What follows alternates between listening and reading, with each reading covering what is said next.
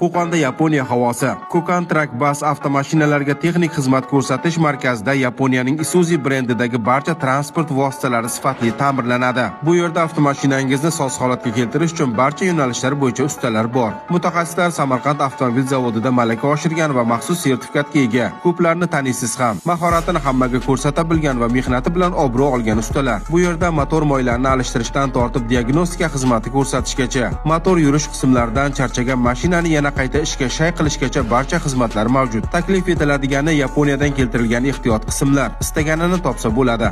Eng ahamiyatlisi bu yerda texnik xizmat ko'rsatilsa, avtomashinangizga berilgan kafolat saqlanadi.